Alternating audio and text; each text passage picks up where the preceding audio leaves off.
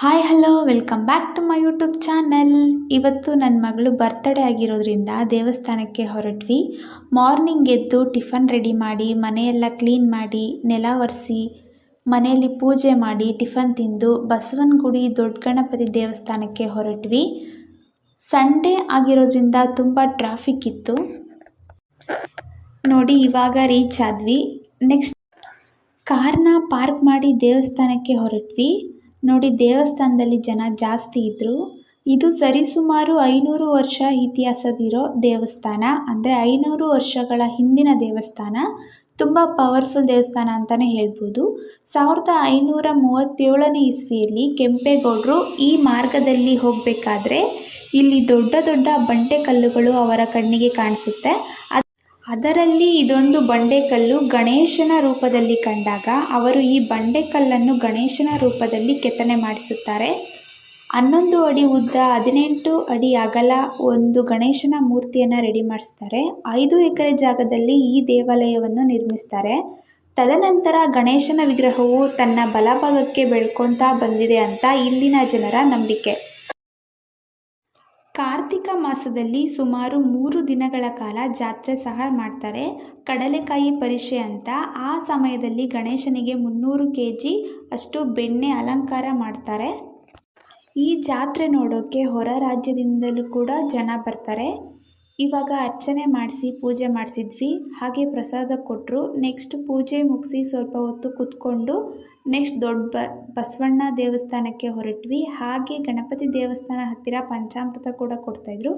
ಅದನ್ನು ಕುಡಿದು ಬಸವಣ್ಣ ನೋಡಲು ಹೊರಟ್ವಿ. ಈ ಬಸವಣ್ಣನಿಗೂ ಕೂಡ ದೊಡ್ಡ ಇತಿಹಾಸ ಇದೆ. 1537ನೇ ಇಸ್ವಿಯಲ್ಲಿ ರೈತರು ಈ ಜಾಗದಲ್ಲಿ ಕಡಲೆಕಾಯಿಯನ್ನು ಬೆಳೀತಾ ಇರ್ತಾರೆ. ಅಂಥ ಸಂದರ್ಭದಲ್ಲಿ ಶಿವನ ವಾಹನವಾದ ನಂದಿ ಪದೇ ಪದೇ ಬಂದು ಬೆಳೆಯನ್ನು ತಿಂದು ನಾಶ ಮಾಡ್ತಿರ್ತಾರೆ. ರೈತರಿಗೆ ತುಂಬಾ ನಷ್ಟ ಆಗುತ್ತೆ. ರೈತರು ಒಂದು ದಿನ ಯಾರು ಬೆಳೆನ ನಾಶ ಮಾಡ್ತಾರೆ ಅಂತ ಕಾವಲನ್ನು ಕಾಯೋದಕ್ಕೆ ಸ್ಟಾರ್ಟ್ ಮಾಡ್ತಾರೆ. ಒಂದು ದಿನ ಬಸವಣ್ಣ ಮಿಂಚಿನ ರೂಪದಲ್ಲಿ ಬಂದು ಬೆಳೆಯನ್ನು ನಾಶ ಮಾಡೋದನ್ನು ನೋಡ್ತಾರೆ.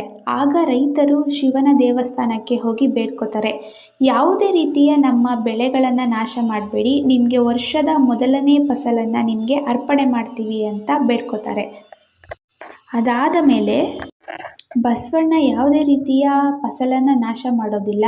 ಮುಂದೆ ಕಾರ್ತಿಕ ಮಾಸದ ಸೋಮವಾರ ರೈತರು ಬೆಳೆದ ಫಸಲನ್ನು ಬಸವಣ್ಣನಿಗೆ ಅರ್ಪಣೆ ಮಾಡ್ತಾರೆ. ಅದನ್ನೇ ಕಡಲೆಕಾಯಿ ಪರಿಷೆ ಅಂತ ಮುಂದುವರೆದು ಬಂದಿದೆ. ಒಳಗಡೆ ಯಾವುದೇ ರೀತಿಯ ಕ್ಯಾಮ್ರಾ ಅಲೋ ಇಲ್ಲ, ಹಾಗಾಗಿ ಜಾಸ್ತಿ ಒಳಗಡೆ ವಿಡಿಯೋ ಮಾಡಿಲ್ಲ. ನೆಕ್ಸ್ಟು ಪೂಜೆ ಮುಗಿಸಿ ಬಂದ್ವಿ. ಹಾಗೆ ಕಡಲೆಕಾಯಿಯನ್ನು ತಗೊಂಡು ತಿಂದ್ವಿ. ನೆಕ್ಸ್ಟು ಅಲ್ಲೇ ಇರೋ ಗೋವರ್ಧನ ಕ್ಷೇತ್ರ ದೇವಸ್ಥಾನಕ್ಕೆ ಹೊರಟ್ವಿ. ಈಗ ರೀಚ್ ಆದ್ವಿ. ಜೋರಾಗಿ ಸುರಿಯುತ್ತಿರುವ ಮಳೆಯಿಂದ ಮನುಷ್ಯರನ್ನು ಪ್ರಾಣಿ ಪಕ್ಷಿಗಳನ್ನು ಕಾಪಾಡಲು ಶ್ರೀಕೃಷ್ಣನು ತನ್ನ ಕಿರುಬೆರಳಲ್ಲಿ ಗೋವರ್ಧನ ಪರ್ವತವನ್ನು ನಿರ್ಮಿಸ್ತಾರೆ. ಅದೇ ಈ ಗೋವರ್ಧನ ಪರ್ವತ. ಇದರ ಒಳಗಡೆ ಶ್ರೀಕೃಷ್ಣನ ವಿಗ್ರಹ ಕೂಡ ಇದೆ. ಇಲ್ಲೂ ಸಹ ಒಳಗಡೆ ವಿಡಿಯೋ ಮಾಡೋ ಹಾಗಿಲ್ಲ ಅಂದರು.